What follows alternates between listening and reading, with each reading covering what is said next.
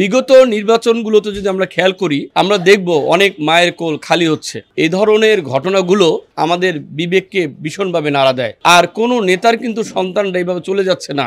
আমরা চাই বিগত দিনের সকল কিছুকে পেরিয়ে একটি গণতান্ত্রিক পরিবেশে সুন্দরভাবে এই নির্বাচনটি অনুষ্ঠিত হোক।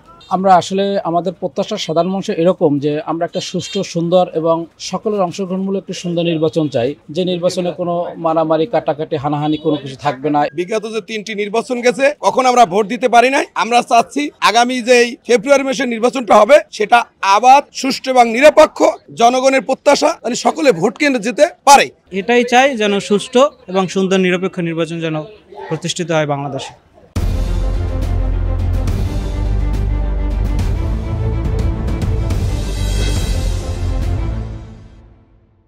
প্রিয় দর্শক, সকলকে শুভেচ্ছা জানাচ্ছি। কালের কণ্ঠের বিশেষ আয়োজন জনতার কণ্ঠ থেকে আমি আকরাম হোসেন হৃদয়।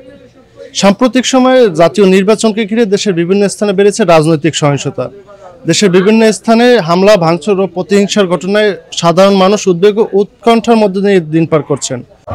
ভোটের আগের এমন রাজনৈতিক সহিংসতা নিয়ে কি ভাবছেন সাধারণ মানুষ, সেটাই আপনাদেরকে জানার চেষ্টা করব সর্বদক্ষিণের জেলা বরগুনা থেকে।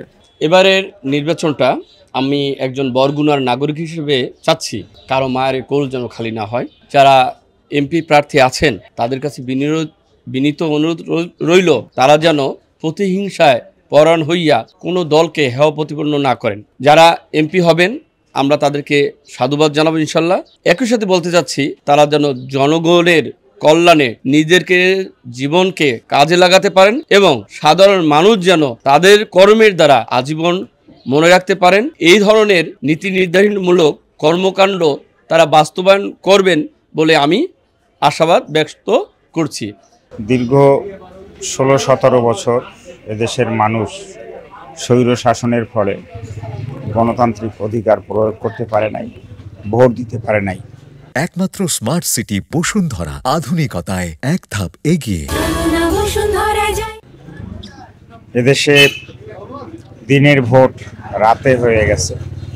মানুষের মধ্যে একটা ক্ষোভ, একটা যন্ত্রণা বিরাজ করছে।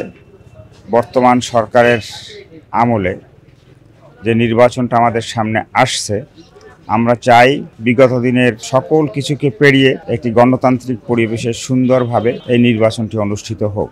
এদেশের মানুষের চাহিদা গণতান্ত্রিক অধিকার প্রয়োগ করা, একটি নির্বাচন উৎসবমুখর নির্বাচন, একটি ঈদের আনন্দের চেয়েও মানুষ উপভোগ করে। সেক্ষেত্রে নির্বাচনটা গণতান্ত্রিক এবং সুষ্ঠু হোক। তবে নির্বাচনের আগে যে অবস্থা দেশে বিরাজ করছে, কিছু কিছু রাজনৈতিক দলের মধ্যে থেকে নিজেদের মধ্যে থেকে প্রতিহিংসামূলক আচরণ চলছে, তাতে দেশের মানুষ শঙ্কিত।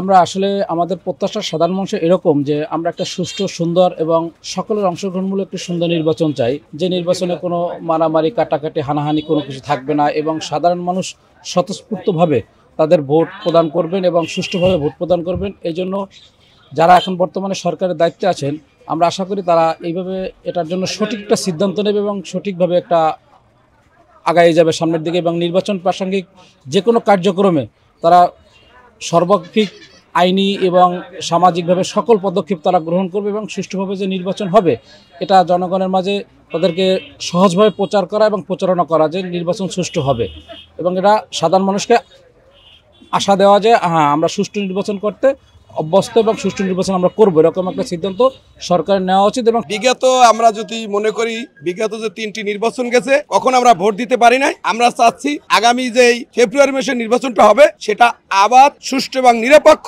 জনগণের প্রত্যাশা মানে সকলে ভোট কেন্দ্রে যেতে পারে। এই নিশ্চয়তা আইন শৃঙ্খলা বাহিনী এবং যারা দেশ এখন পরিচালনা করছে তাদের মাধ্যমে আজকে তাদের প্রমাণ করে দিতে হবে যে এখানের মানুষ ভোট দিতে পারছে। আমরা চাচ্ছি সুষ্ঠু এবং অবাধ নিরপেক্ষ নির্বাচন চাচ্ছি, যাতে এখন দেখা যাচ্ছে বিভিন্ন দলের কোন্দল সৃষ্টি হচ্ছে, এগুলো যাতে না হয়। তাই আমি বলতে চাচ্ছি যেন প্রশাসনের দৃষ্টি আকর্ষণ করে বলছি, তারা যেন এদিকে একটু বিশেষ করে নজরদারি করে এবং আমরা এটাই চাই যেন সুষ্ঠু এবং সুন্দর নিরপেক্ষ নির্বাচন যেন প্রতিষ্ঠিত হয় বাংলাদেশে।